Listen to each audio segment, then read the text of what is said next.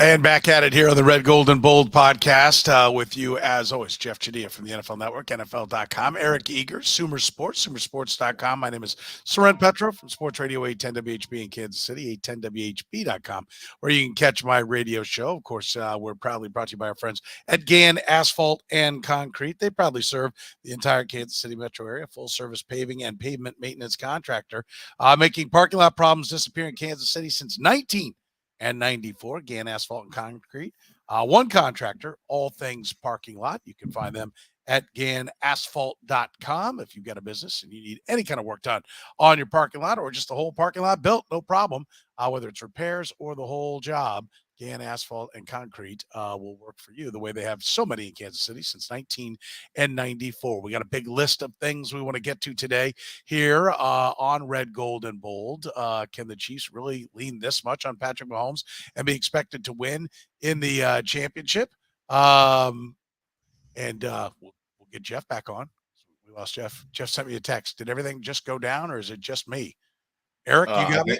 I have you, Petro. Okay. I'm here. Okay, good. All right, so we're still good. We'll let Jeff get reconnected.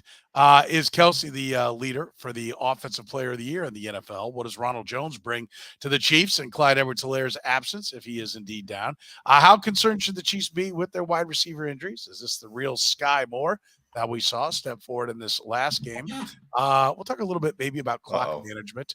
One of my pet peeves as we watch things around the NFL. Is the offensive line still allowing too many shots on Patrick Mahomes? Does the defense deserve more credit than they're getting?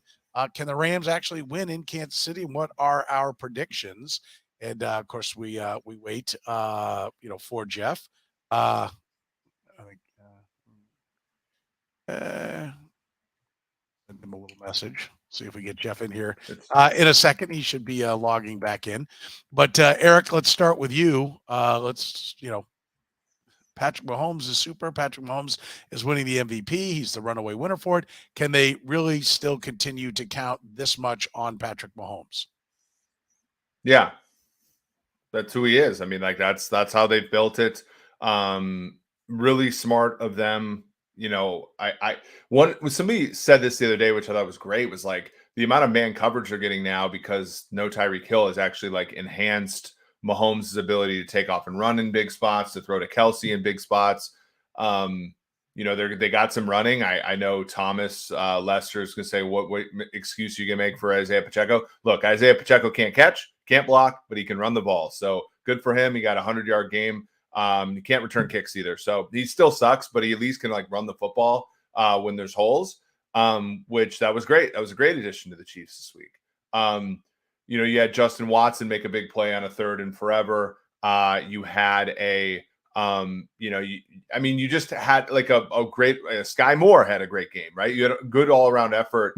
And obviously the one constant is Patrick Mahomes and he played a terrific football game again. Overshadowed Justin Herbert again. And it was, it's crazy, but like this is the 5th year he's starting, and this is the 5th year that they basically had the AFC West wrapped up. Some years it was a little bit more tenuous, but the last 2 years, basically by this time every year, it's basically wrapped up. Yeah, and I think the question though is, yes, I mean, is he up for the challenge? Yes. Is he willing to fight the fight? Yes. Can he beat any team out there? Yes. But can you win 3, and if they don't hold on to the number 1 seed, 4 straight games against playoff caliber competition where so much of the game does seem to depend on him?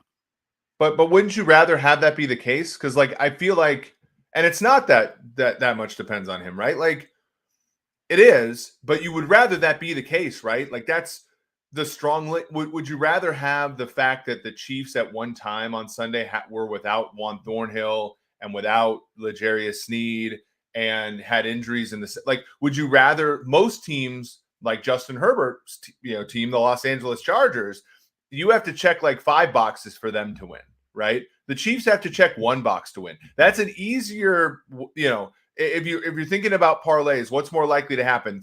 4 things to happen, or if you're the Chargers, 5 times 4 things to happen. Like that to me is, I think maybe we're asking the wrong question, right? Like having it depend upon the best player in the NFL. Yeah, they're not going to win. I mean, this is the nature of football. they're plus 450 to win the Super Bowl. So, they're still about 20%. But the fact is, the fact is like, I would rather depend upon one guy being the best guy in the league than depend upon 17 other things. Yeah, I mean, but I get, and Jeff Chadiha joins us again here on our Red Gold and Bold podcast. By the way, if you're catching us via the podcast, we stream live Tuesdays at 9 p.m. You can be a part of the conversation in Facebook, on YouTube, and with Twitch. So if you want to be a part of the conversation, you can be there in the chat room, as we've got many folks chiming in already in there. No, I get it. But again, I almost feel like you take it like I'm attacking the Chiefs when I ask the question, are they depending too much on Patrick Mahomes? Because you immediately make it, they've got a better situation than the Chargers. And that's not the question. The question isn't like, would everybody trade their quarterback for Patrick Mahomes? Sure. Would every team save maybe the Buffalo Bills, trade their whole roster for the Chiefs' whole roster if it comes with Andy Reid and everything? Yes. But even you, what's the percentage chance that they win the Super Bowl now? With the games left to play, 7 more games left to play, and then 3 or 4 playoff games playing this way, where it seems like against their tougher opponents, so much of it is put on the shoulders of Patrick Mahomes. Would you say that they're going to win enough to be the 1 seed and make it 3 games? Would you say that they're going to win 3 games in a row playing this style of football? I mean, but they don't have to play this style of football every game, right? Like their defense has been largely good enough to win with, right? And this one, Kadarius Toney was out, Juju Smith-Schuster was out, Mecole Hardman. Now Mecole Hardman's gonna be out for a while, and stuff like that. But like this was an extraneous case, right? Like none of these problems are going to matter against the Rams, right? Like none of these problems are going to matter against the Denver Broncos twice or Vegas again. Like, so yes, they can win the rest. They can win enough to win the 1 seed this way. And then when they get in the playoffs, like I want the risk concentrated on Mahomes. Like that's what I want to have happen. Yes, you want it. Listen, if you're going to put it on one guy, you want that one guy to be Patrick Mahomes. But Jeff, are they too dependent upon Patrick Mahomes to save their bacon on a regular basis? I wouldn't say too dependent, because I think he's an amazing player. But I agree. I don't think it's sustainable. At some point, he's not going to have a good game. And you don't want that to be in the playoffs if you're a Chiefs fan, because that's going to be hard to get over. What I would say is he's covering up some flaws that we've all discussed on this show over the course of the year that can be fatal in a postseason game. And I think they'd rather have it not be this way. I think that's probably the best way to say it. I think that he is doing an amazing job of raising this team every week on his shoulders, pretty much. This last game included, where you're like sitting there going, doesn't have Juju, doesn't have Mecole Hardman, loses Kadarius Toney, and he's still managing with the help of Travis Kelce to, do MVP Herculean type things. And I mean, he's on a run that you rarely see for a quarterback. But I also do think, is this their ceiling? Is this the best they can be by what he's doing right now? And that to me is not the place you want to be if you want to win a championship in this season. I think over time they'll add more players, they'll get better, but it feels as if this is the best this team can be, and it requires the quarterback to do a hell of a lot every week for it to happen. Yeah, and that's what I like. Again, that's what I was kind of getting on Eric about. Listen, when I ask the question, it's about them, not measuring them against somebody else. They're the favorite, but they're still only. That's why I asked the percentage. They're not the favorite though, but the Bills are. I mean, like I think we have like we have to have a sober view of who they are, right? Like, yes, I would disagree. I would disagree. I think the Chiefs. I get what you're saying, that the betting market still has the Bills 1 and the Chiefs 2. But also a lot of those bets have been made, and so people aren't going to keep rocking and firing every time the odds move a little bit. Like most of the money's in and sitting on the Bills. So people, jumping in right now, I mean, it's better than jumping in early and having a bunch of money sit in the casino's bank account for a while. But I think right now, if you ask people, with the Chiefs having the 1 seed and the most likely team based upon the schedules that are in front to be the 1 seed, I think most people would say they're picking the Chiefs, right? Are they the people that gamble? Maybe not. I mean, but I just I think the question is, and I come back to this, Jeff or Eric, when somebody's the favorite, they might be 20%. That means 80% of the time they don't win it, right? And I guess my question is this team depending more on Patrick Mahomes than they ever have? And does that make them more vulnerable than they've been? Which they got stung last year. They didn't get there last year with the Bengals. Their defense was absolute train wreck. They gave up another well over 100 passer rating day to Justin Herbert. I mean, those are all things that I think are putting a lot on Patrick Mahomes' plate. Yeah, I think it's a big issue. Go ahead, Eric. Okay. Yeah, sorry. I think it's an issue of I mean, of course they could run into a Mahomes bad game, but I would take Mahomes again. I think it's the best bet to make still. I think it's the best bet to make. And yes, again, who gives it if they have a healthy Juju, if they have a healthy offensive line, if they have a healthy defense, if they can get something out of Pacheco. I know he had a 28-yard run, which apparently Charkandrick West has had a 100-yard game for the Chiefs, guys. I'm not going to bow down to a 28-yard run by Isaiah Pacheco in the comments. But but if they could get somebody who can capitalize on good run defense or good run blocking, which Pacheco did and has for 2 straight games, then it's not as concentrated on Mahomes, I think, as you're implying, Petro. I think it's their defense held the Chargers to 1 score in the second half on Sunday. That's good. And they have more sacks now this year than they had all last year, if I'm not mistaken. They're doing things and they finally created turnovers, right? They had the 2 turnovers this week. And we were talking about last week.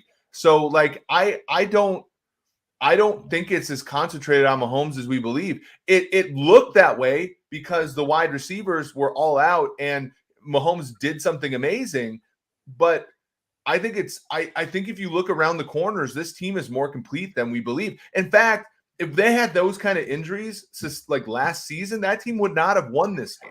If they would have lost 2 members of the secondary I know Snead came back for a few plays, they're not winning that game. Daniel Soren, Deion Bush is better than Daniel Sorensen, and he's their 4th safety. He goes over and actually ranges and makes a play on the last play with Herbert. I do think they're underdogs if Mahomes plays poorly, but they're not losing a game 100% if Mahomes plays poorly the same way that they would have in previous seasons. You agree with that, Jeff? That in some ways they're better equipped to not have because I'm kind of I've been the president of the defense is going to come around club, and I'm kind of tired of 113s being hung by every quarterback. And I get it, passer rating's not the best way to measure it all, but everybody keeps having a day. I keep waiting for all this athleticism and all this length and all this youth to translate into a quarterback just having a piss poor day. And it still hasn't come about. I get it, Herbert's good, but I mean, at least most people think he's good. But I guess I'm starting to maybe lose patience and waiting for the defense, to play a good 4 quarters. Yeah, I just think they are what they are, which is not a bad thing. I think back to when the Warriors were playing the Celtics in the NBA Finals, and it was they were down 2-1 in Boston. Steph Curry scores 43 points, pretty much all by himself, is carrying his team, and that's what superstars are supposed to do. But it does feel in the Tennessee game, in the Raiders game, in you name it, there's probably been 4 or 5 games now this season where he's pretty much been putting this team on his back and delivering in ways that it's super impressive to watch. But I just can't think of any quarterback in NFL history who's done that throughout an entire season and been able to do it into the postseason and win a championship. And I hear what Eric's saying. I think they are better, but really, I think you'd have to have guys outside of your quarterback step up and make big plays for you. That's what makes Buffalo so dangerous, right? They've got Von Miller to do that. They've got Stephon Diggs to do that. They've got the tight end is a good player. They've got the safeties are a good player, Jordan Poyer. And you need more than just one guy to do it, even if that one guy is your quarterback. But they do, though. Kelce had 3 touchdowns on Sunday, and then and Chris Jones is playing. This is his best season so far this year, and Dunlap and Karlaftis and Frank Clark's playing his best season as a Chief over the past. Did you just say Karlaftis? Karlaftis has had a good. Karlaftis is contributing to this team. He's leading the league in batted passes. And their secondary, like L'Jarius Sneed was awesome Sunday. Like I don't. This isn't a one. Like this is. They have the best player in the league playing for them, but it's not a one-man team. So, listen, and the Raiders took them to the wire. We know the Colts beat them. The Bills beat them. The Titans nearly beat them. The Titans took them to the wire and came up with a good scheme that had them befuddled for quite some time. Right now, the route would be they would get a bye, which I think is absolutely critical for anyone in the AFC. I think the 1 seed is a big deal this year. In the AFC, because I think it's salty at the top. This is their path. Winner of Bills-Ravens. So Bills is their first game in the divisional round. Next one, they play the winner of the Dolphins-Titans in all likelihood. I mean, that's a tough one, right? And then you turn around and play whoever comes out from the Super Bowl. I think there are, the Dolphins are explosive, a couple of, blown coverages, and they make you pay big time with Tyreek Hill back there. And Tyreek Hill and Jalen Waddle are different kinds of receivers. They've been going all year battling these big guys. Those are the lightning fast guys. We don't really know what they look like against the Dolphins.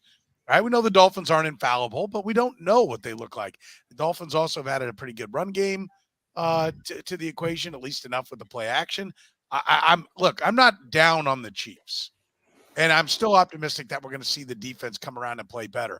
But I think it would be nice to have a laugher along the way. I don't think the strategy is to have the ball last with 90 seconds to go 3 straight times. I don't think that can be your strategy. I think that's a problem.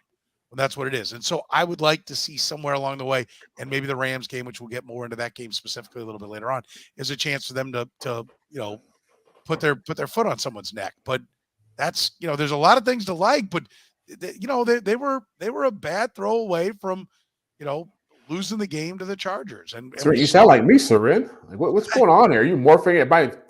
Am I starting to infect you? I would say I'm still probably quite a bit more optimistic and bought in than you are. Yeah. But I have been listen, I don't just throw grenades and hope they hit. I have been the guy who's been preaching that the defense is going to turn the corner. And I think they're going to need some stops somewhere along the way. They play a good half. Until the Chargers last drive, they'd shut them out. And Steve Spagnuolo, who I think is pretty honest, was quick to bring that up today. However, he got a lot of help by the offense going up and down the field, too, in the second half. Like, I'd have to go back and see what the time of possession was, but I'll bet the Chiefs won it pretty good.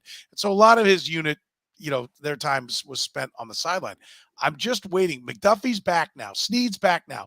So kick somebody's ass and don't get blown away to the tune of, where is it? I can bring up the box score. A guy by the name of I don't know, Josh Palmer is lighting you up. Like, help me out with that part of the equation. You've got the big boys out there. Shut that guy down. Am I wrong, Eric? Yeah, but this is a defense that the bar has never been dominance, right? The bar is win with, and some games win because of. And this team, they've won because of their defense in games. The first Chargers game, they won because of their defense. Tampa Bay game, their defense played fantastic in the first half of that game, got them a big lead. They got a big lead against the Bucs. They got a big lead against the Niners. Like, they've pounded teams this year. It's just like, this is the NFL where they got a big lead against the Niners. What are you talking about? They were down 10-0, weren't they? But that game was, we saw Brock Purdy in that game. They kicked the hell out of the Niners. I will back that up. They didn't start. I would say they didn't start with the big lead. They won big at the end, right? Yeah, for sure. Okay. Yeah. All right. Yeah. And like the first San Diego game, they Mahomes wasn't playing great, and they got a pick six, kind of bailed them out, right? And then even the Colts game, like, their defense played a great game. I know the Colts offense sucks, but their defense played a great game in that game. Defense played fine against the Jaguars, and that was with the 3 turnovers, and they held strong there. They didn't shut them out, but they didn't give up a lot of points there. I know what you're saying, Petro, and I do think that I think what you're saying is I think Chiefs fans now after this win are thinking Super Bowl homeboy, and you're saying it's still not, you're not favored against the field yet, boys. That's, and I agree with you there. But it's still in my opinion, I think they're set up for success this year. I do too, but I think what's but success for most is now being measured by the Super Bowl. I see a lot of comments that I think are kind of interesting. There are a couple of them that we flashed up there. The defense is just so young. They may not get it together all year. Okay, that's what I'm getting at. We're in agreement. I agree with this. The defense needs more turnovers, right? They're not taking the ball away, and that's what the NFL has largely become. Yeah. Stops or takeaways, and they're not going to suddenly morph into the 85 Bears and be shutting teams out. I get that, but they need to take it away. And I guess what's a little concerning to me is they got 5 sacks. They've gotten 5 sacks a number of times. They still don't turn it into takeaways. They beat the Jaguars -3.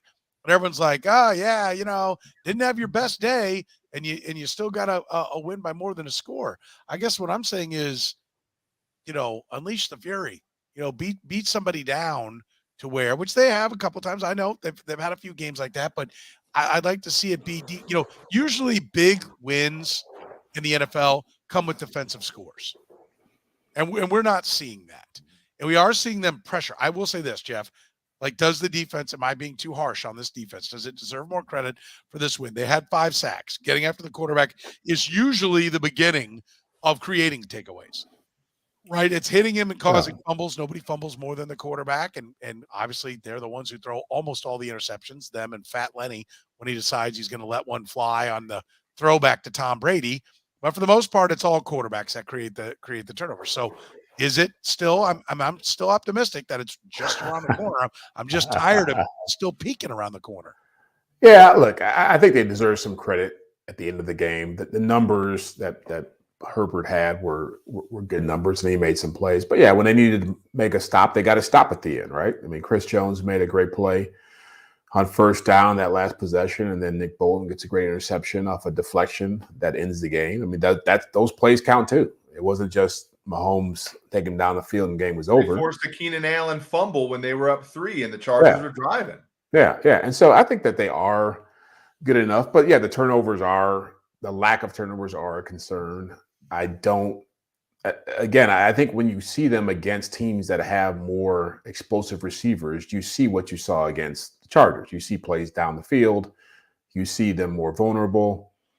I mean, it's you can nitpick what the Chargers did. I think there were a couple of situations there where they had a 4th and inches in their own territory that I thought, you know what, may not be a bad play to go for this. I think they got a big stop, held him to a field goal on that goal line right before halftime. That could have been a huge, huge disaster for them in terms of Chargers get a touchdown there, get the ball back, start second half. They did not give that up. And so I think they're doing good things. And I'm like you, Soren. I think that they will be a good defense, but I think they will be a very good defense. I think they're a solid defense right now. But again, it comes back to they play a style of football right now that we're not used to seeing within the Mahomes era, which is one in which, they're not putting up 40 points anytime they want to anymore. And so when that's not happening, it does seem a bit mystifying. Like, what are they really? And I don't think they've really answered that question yet this year. I think they've got a great quarterback. They've got a great tight end and a great defensive tackle. But the identity of this team, if you really push me to say what they are, I couldn't do that right now. Yeah. And I do. Petro, go ahead. Are we talking differently about this game if McKinnon doesn't fumble? The Chiefs. So here's my thought. Okay, they go into the half down. Jeff made a great point. By the way, the last time we did one of those live ones, it was Chargers Chiefs on a Thursday, and the game played almost the exact same way, except for the Chargers went for their 4th downs, missed them, and lost. They don't go for the 4th downs, and lose in the same, because they're not aggressive enough. Like at the end of the half, them giving up a field goal was huge, but also they played the second half exactly how you would want to dominate a second half. They held the Chargers scoreless for the most part. They went 10-0 on them, and then they forced a turnover to get the ball up 3 with a chance to basically end the game. And a running back who trying too hard fumbles the ball, and that opened the door for them. But if the Chiefs punch that last one in, and much like the first Chargers game, they have a 10-point lead with 3 minutes left, are we talking about this team playing too close to the edge as a team? No. And that's kind of my thing is we got to see Mahomes, and the same thing with the Titans game too. We got to see Mahomes down 8 with no one playing well on that team, run his way to an 8-point tie and then a win. We got to see Mahomes in a situation where one of his skill position players let him down, come back and overcome that sin. I think the whole playing on razor's edge thing is more of a product of that game kind of going, and I'm not saying unlucky, but there are plenty of paths where the Chiefs, they end that game and it's 30-20, and we're all well, the Chiefs they started slow and then they handled the Chargers in the second half. And I don't even know if this discussion comes up. I get that, but it didn't. So hence we're But that's the beauty of Patrick Mahomes is that the beauty of Patrick Mahomes, and I'm going to get on my rant here. The beauty about Patrick Mahomes that you can say about him and you can't say about guys like Kirk Cousins, Justin Herbert, Ryan Tannehill, et cetera, is, well, my team let him down tonight. I guess it wasn't in the cards to win. It's and then Pat just, slays the other team half the time, not all the time. But the Chiefs are 9-6 in Patrick Mahomes starts when they are trailing to start the fourth quarter, meaning they've only trailed 15 times to start the fourth quarter with Mahomes, and he's got a freaking winning record in those games. He's special, right? And when other teams' running backs fumble in those situations, they're not good enough to overcome it. And so he's still the best gamble. I think what Soren is getting at, and I know we've probably beaten this part of the conversation to death, but it's just, I think there are things within the Chiefs, especially on offense, that can counteract his brilliance. They still do have issues in their offensive line. The running game being inconsistent is a problem, and the receivers come and go outside of Kelce. I mean, Juju was on a nice run there, but Skyy Moore showed up. That was great this week, but he hadn't been part of the offense. Kadarius Toney's hurt now. McCall Hardman's hurt now. It's just if you're always betting on the quarterback's going to be great, at some point, those things can counteract his greatness. Yeah, maybe that's the bigger point. Is there enough around him to always be great and giving him the weapons? We know Travis Kelce is great. Jeff, would you make him the offensive player of the year? Or is Tyreek Hill running away with that? Oh, I think he's in the conversation, but I mean, this came up on the radio show this morning with the morning guys on your station that, yeah, Travis has had a phenomenal season, but Tyreek Hill's changed the culture in Miami, and so he's changed Tua Tagovailoa too, and so I don't know if we've always known that both players are great and both players are going to be in the Hall of Fame. But if you take Tyreek Hill away from that team right now, they're going back to being a team that nobody's really talking about, that's scrambling to get 9 wins. Tua's not in the MVP conversation. He's not in the Pro Bowl conversation. He's probably going to be an all-pro quarterback this year. Mike McDaniel, first year as head coach, has been a success already. And he's still on pace he's still close to being a 2,000-yard receiver, which has never happened in the NFL. So as great as Travis is, Tyreek is doing things that receivers just don't do. It's a great season for a tight end, Eric. Is it enough to get the offensive player of the year? No, I all the points that Jeff makes about Tyreek Hill are valid. I think if they switch teams, Chiefs are, well, it's weird. It's weird because Travis is unique to the Chiefs. But I think Hill has I think Mahomes weirdly would still have an offense that was still pretty damn good without Kelce. It wouldn't be the way it is, obviously. I don't think that the Dolphins are an above average offense without Tyreek Hill. So like I think it's Hill adding more to the Dolphins, even though I personally think Jeff, you've watched I watched Tony Gonzalez, I watched Gronk. Kelsey's making a case, isn't he? At some point to be the best tight end in league history, one of the best receivers in league history. Like it makes How many wide receivers have had his sustained brilliance in the passing game, let alone tight ends? Yeah, he's making a case. I think it's going to be hard to surpass Gonzalez as the best tight end just statistically, but the run he's been on is by far as impressive as anything you've seen from a tight end in the last 20 years. Now part of it, he's going to get dinged for the same thing that receivers get dinged for in today's generation. The ball gets thrown a lot. You get a lot of easy catches. You get you're not getting beat. Plus, you get that position, you're not taking the kind of punishment that Kellen Winslow took back in the day, or even Antonio Gates or Tony Gonzalez took in their day. He's getting free releases. He's not getting, mugged. He's not taking, he's not getting knocked. Even Gronk, look at some of the shots Gronk took in his heyday. I remember him getting sawed off at the knees by, who was the old TJ Ward. TJ Ward. Yeah. That was rough. So, yeah, but isn't that part of that is smart football from the Chiefs in the sense that they don't just tuck him up next to the tackle and say fight your way out of this spot. They say we've got a unique player and we're gonna get him into space.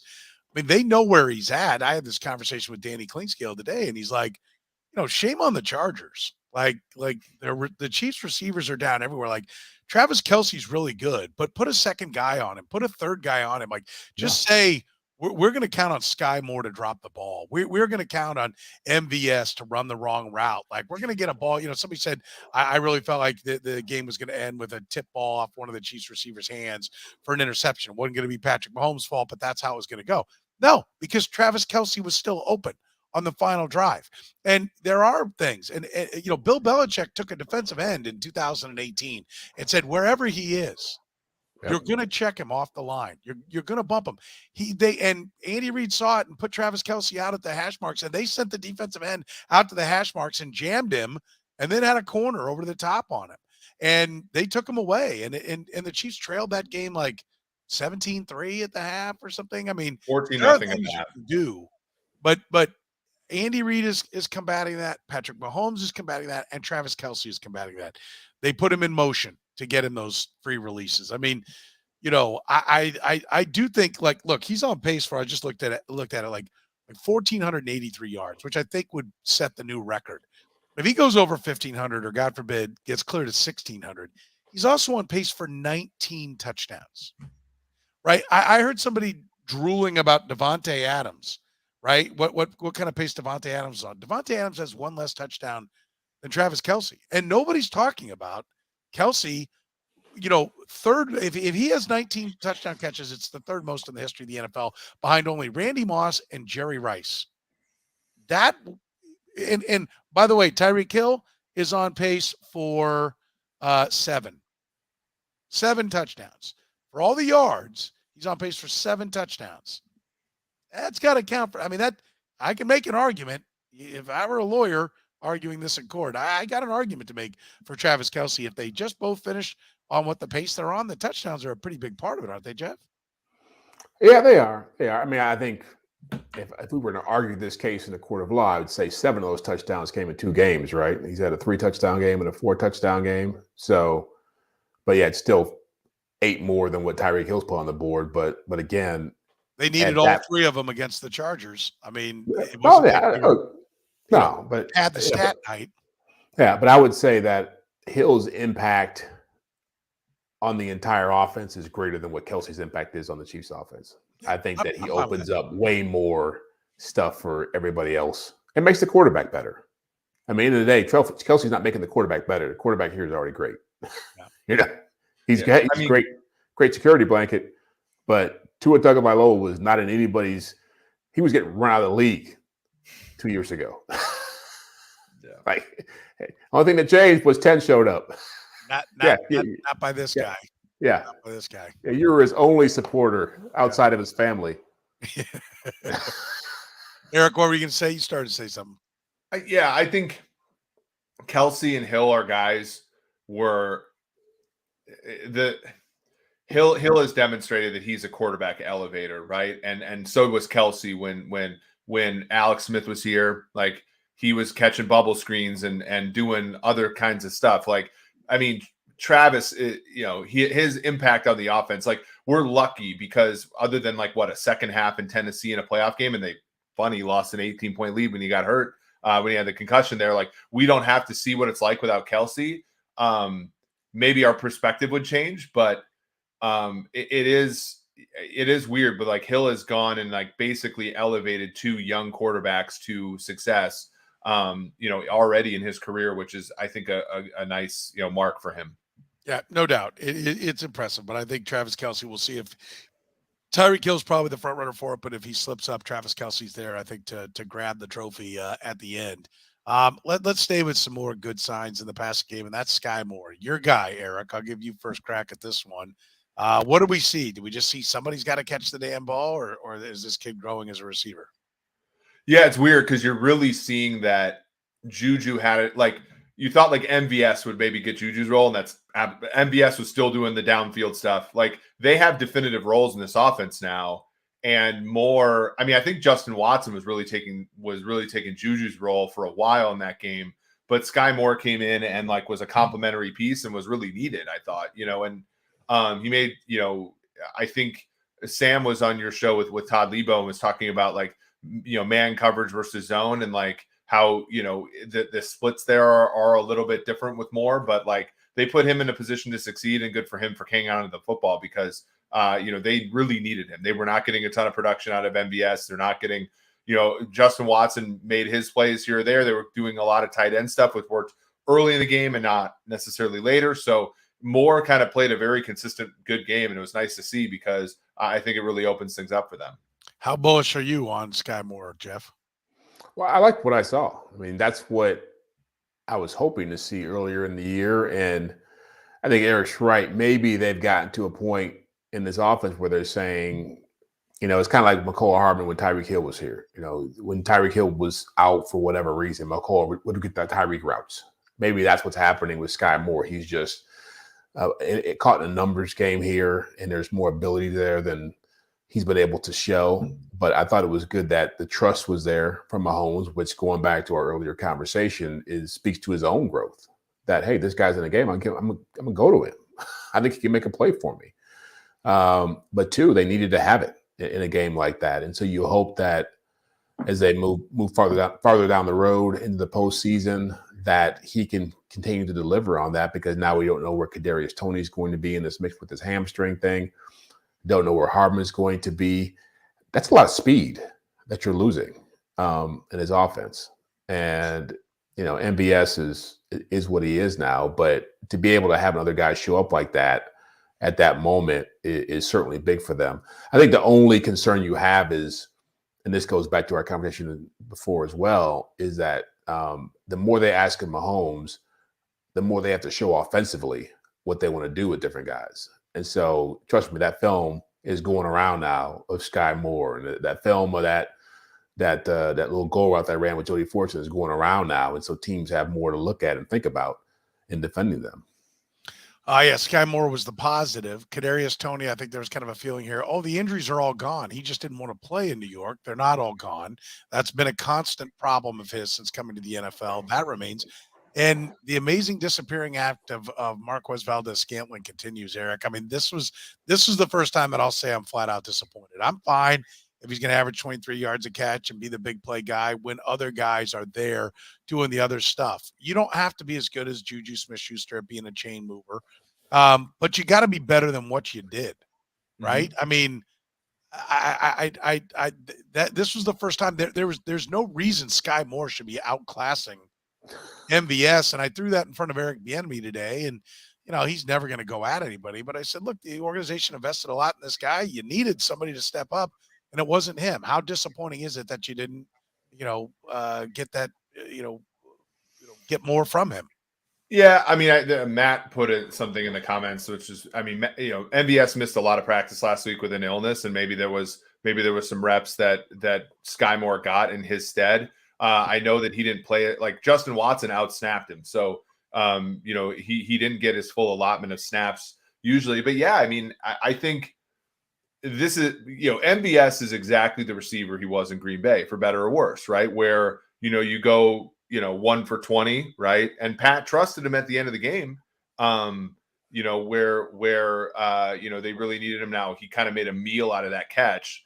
He kind of caught it 3 times, but but he's the green. I don't know if he's never going to be a number 1 receiver in this league, right? He's going to be the runoff guy. He's going to be the guy that you can throw the ball deep to when a defense doesn't pay attention.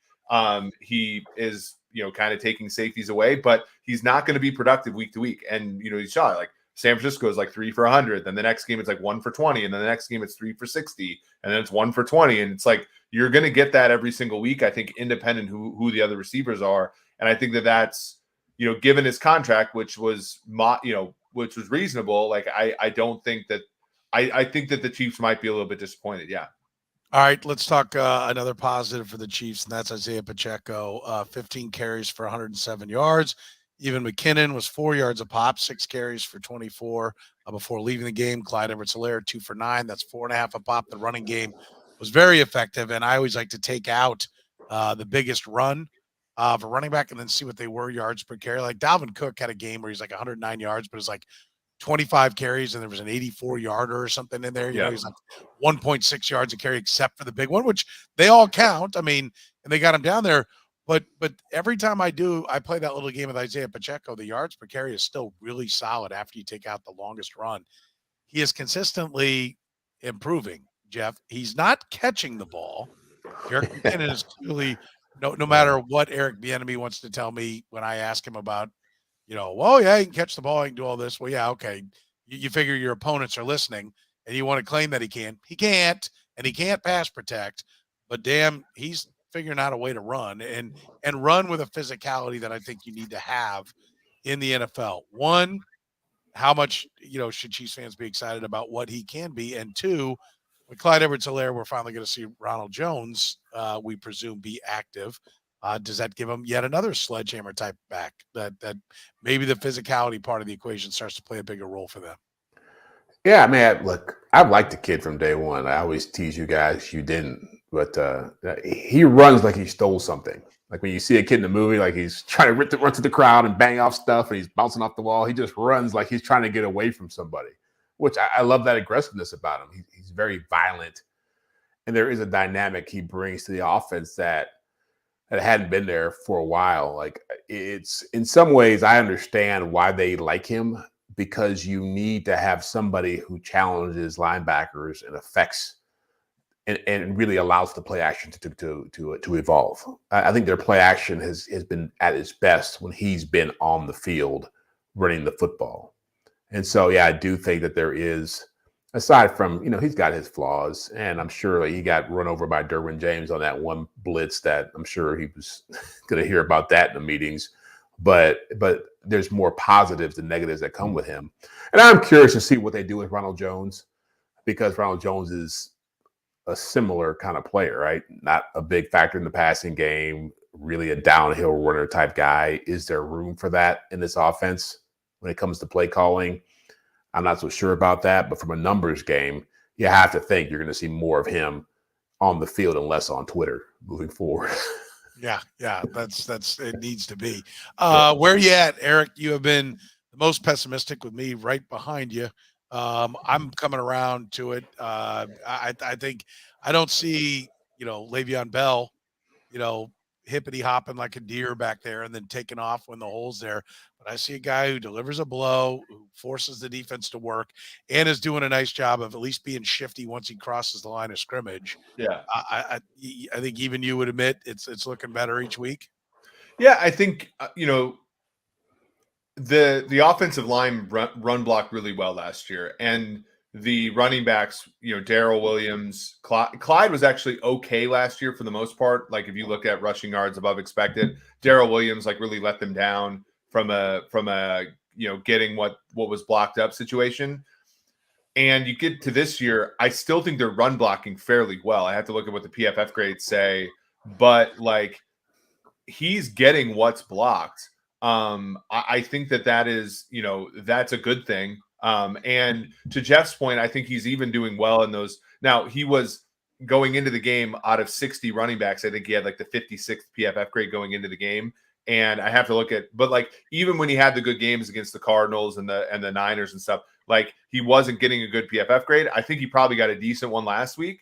But I think that it's partially the offensive line is blocking really well and giving him holes. He doesn't create a ton when there isn't a hole. But to Jeff's point, if he gets through the line of scrimmage, he is really hard to tackle. So that is something that I think is a positive for them. And, and Jeff's point is also well made too, where like he kind of is the exact same running back that Rojo is, whereas no catch, no block, but can run the football well. And I think that the Chiefs really wanted Pacheco to be that guy, and he's become it. And that's why they've left Ronald Jones on the bench mostly. Yeah. Do you expect anything from Ronald Jones? I think he'll play. I think he'll get some carries. He's got to have like per game roster bonuses or something keeping him off the field versus Pacheco, right? That stuff happens in the NFL. Yeah. I'm joking. Yeah. I don't. He may have roster bonuses. I don't think that's why they're doing it. Pacheco's delivering 7 yards a pop. I mean, when new information comes available, I reserve the right to change my opinion. I'm warming to 7 yards a carry running backs. I like that. I think that's effective. Yeah. I don't think it's to keep Ronald Jones off the field. He's earning his spot. Yeah, Jones's contract has $3.5 million in incentives added to it, whereas Pacheco's is a rookie deal. So like, but Pacheco has played. I'm not gonna lie and say he hasn't played well. He's run the football well the last 2 weeks. Like, there's no doubt about it. This one I'll disagree with. Ronald Jones looked awful in preseason. He only played in one preseason game, really. It was the last one, and he looked pretty good. A lot of people were reporting that he didn't look good at camp. I don't know how you look good as a running back when they don't tackle. So everyone liked Pacheco because he was fast, and I think the organization was feeding them, oh, we love this Pacheco guy. That's what they do, right? Like that's what they do. I'm optimistic that Ronald Jones can be a little something for this team, that he can, continue the physical running style that's out there, and I hope the Chiefs will embrace it when it comes to it. I want to bring this up because it was a giant pet peeve of mine for many years. No one's complaining about the clock management, by the Chiefs. How come no one ever writes the Andy Reid nailed it on the time of possession? I mean, this is more of a national thing where I think a lot of times, I'm not going to call it lazy journalism. I'm going to call it like, I got to cover 32 teams, Jeff. You know how hard that is, and you're always flying to a different game and everything. Yeah. And you can't be wired in and see every game situation of every team. I know how many games you watch and how everybody tries to take it in. But can we just acknowledge that the clock management is about the quarterback more than it is about the coach? And that all went away when they replaced Alex Smith with Patrick Mahomes. And now Andy Reid's as good as anyone's ever been at the clock management. Yeah. I mean, that's a fair point. I mean, you look at the Tom Brady's, you look at the Peyton Mannings, you look at the Aaron Rodgers, the guys who did it at a really high level in late game situations. They usually, were very talented guys who knew how to move the football through the air. And Mahomes is certainly in that category. It's interesting watching Justin Herbert in that game because, I think the biggest thing you have to have, you're in a late game situation and you're trying to control the clock. You need to have some kind of shot. You have a rhythm play. You have to have a shot play. You can have a play that starts things moving, and then a play that gets the ball, moving in a chunk. And the really great quarterbacks, not just arm strength, but just feel and vision and all that stuff can make that happen. And so I've never bought into the whole Andy Reid narrative stuff. Sometimes people want to sound smart saying that stuff in my business, or they hear it from somebody else. End of the day, there aren't many coaches or teams or offenses that are going to run a 2-minute drill where they score with 3 seconds left on the clock and the game is over. I mean, it's just that's how it is. If you score, you win the game, you get points for the game-winning drive. Yeah, I think it's as simple as that, Eric. You get. Yeah, I mean, Andy's had its rough moments, like the Bengals game last year and stuff, where you get the real edge case of timeout usage and stuff on the defensive side of the ball. But he, for the most part, has nailed it for a while. Like, I think that having Mahomes is big. I also think, like I said this about